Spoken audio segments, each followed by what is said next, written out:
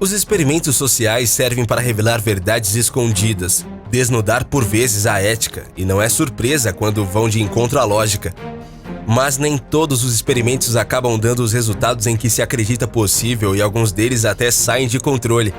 E esse foi o caso do experimento da prisão de Stanford, também conhecido como experimento Zimbardo, que foi uma experiência psicológica destinada a investigar o comportamento humano em uma sociedade na qual os indivíduos são definidos apenas pelo grupo. O que eles não esperavam era de que isso iria acabar saindo do controle.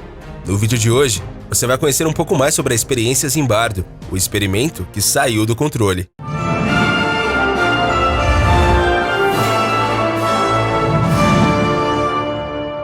A experiência Zimbardo é um dos experimentos sociais mais famosos da história e você até pode ter ouvido falar sobre ele.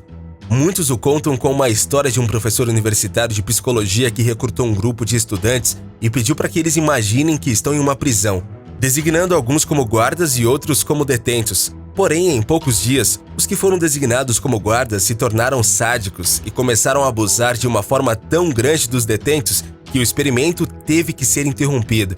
Isso tudo pode até parecer mentira, mas não é. De fato aconteceu, mais precisamente em 1971, em uma das melhores universidades dos Estados Unidos, a de Stanford, na Califórnia.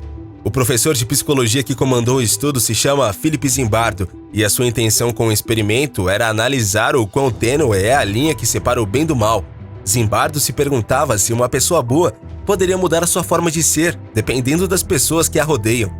Para que o experimento pudesse ser iniciado, Zimbardo precisava de voluntários, então ele decidiu espalhar cartazes pelas paredes da universidade, oferecendo $100 ao dia para os estudantes que estivessem dispostos a passar 2 semanas em uma prisão falsa.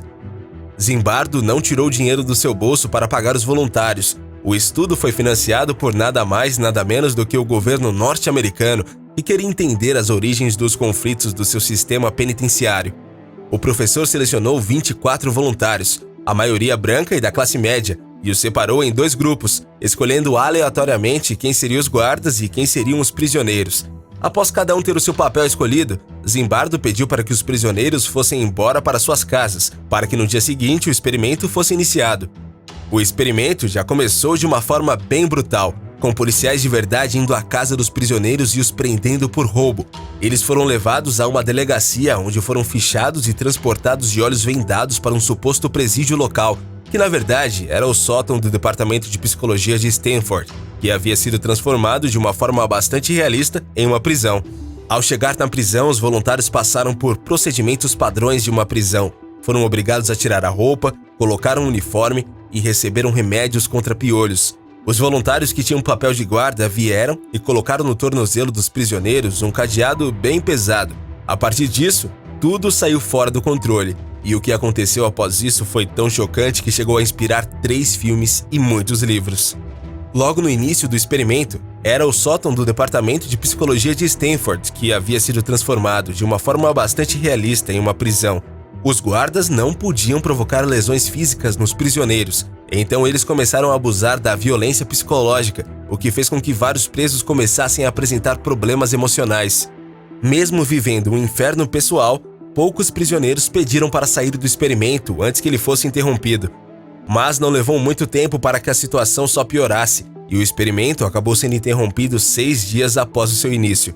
Porém, esse foi o tempo suficiente para que Zimbardo chegasse à conclusão que o entorno tem sim influência sobre a conduta humana e que colocar pessoas boas em lugares ruins pode fazer com que elas se tornem pessoas más. Da mesma forma, a conclusão de Zimbardo passou a ser discutida desde o experimento. Um fato que gerou muita polêmica sobre o experimento foi o papel de Zimbardo, que atuava como uma espécie de diretor do presídio e aconselhava os guardas a como se comportar, estimulando as condutas abusivas. Bom, mas e você? Já conhecia alguma coisa sobre o experimento? Deixe a sua resposta e a sua opinião aqui nos comentários.